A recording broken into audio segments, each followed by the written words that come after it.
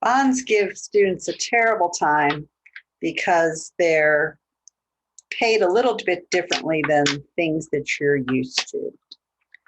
So let's say somebody wants to borrow $1. They have to promise some interest. And with a bond, what happens is they just pay the interest back every period and then the principal at the end.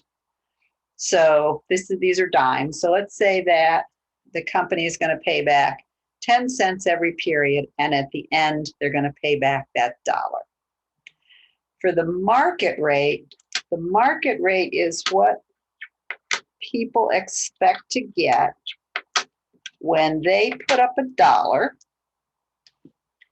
and the company pays a certain amount and then they get that dollar back at the end.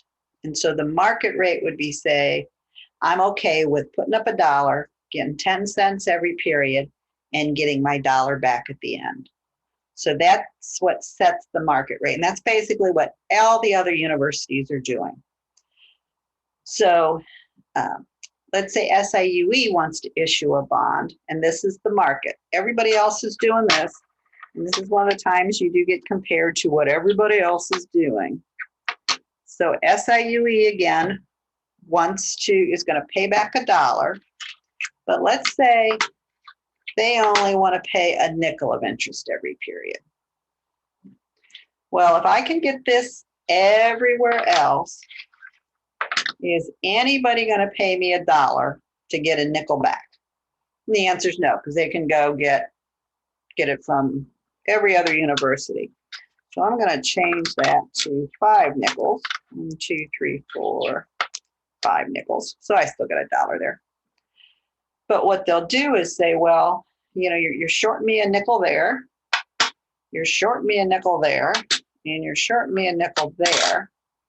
So I'd be more comfortable with giving you, and these are quarters and these are nickels, so 85 cents for a nickel each period, and then give me back the $1 at the end.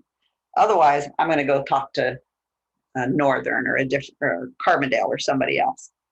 So they're going to change the amount up front because you're shorting them on the amount of interest that you pay every period.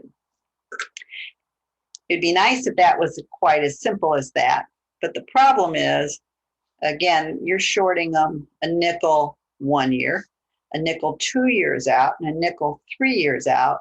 So the amount here is going to be a little bit different because we have the time value of money. And then you're giving you $1 for this 85 cents here. So you have to take into consideration the time value of money. But in general, it'll be a little more or less than that, but it's definitely going to be less. You're not going to pay more for this than that. So if you look at it, if my market rate is greater than, and this is called your coupon rate, that's what you're paying.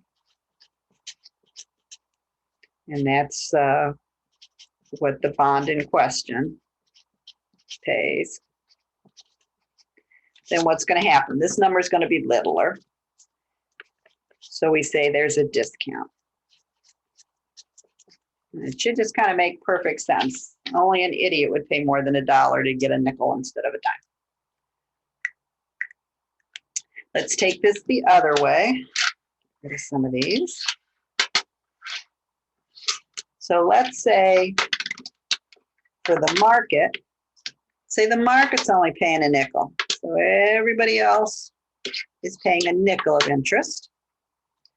But SIUE thinks they're just smart and they're going to pay a premium. They're going to pay a dime. Again, everybody's going to look and say, well, I can get a nickel everywhere else, but SIUE is paying me a dime. So the first person's going to say, ooh, I'll go ahead and pay you that. But before they can get in there and catch up, somebody's going to say, no, because the market's efficient. The market will kind of make sure everything stays the same. We'll say, well, this is an extra dime here, an extra dime here, and an extra dime here. So if I give you $1.15 and you pay me here and give me $1 at the end, I'm kind of even. And so the price of this bond when it sells will be higher than the market. So kind of taking the opposite of this, if the market is less than the coupon,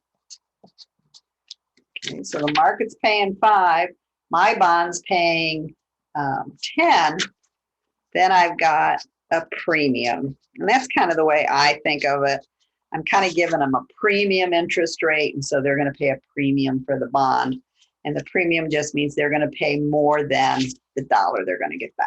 And usually these dollars are really thousands. So that's the rule you'll kind of get tested on. But hopefully looking at the way the money moves, that helps you see what really we're doing.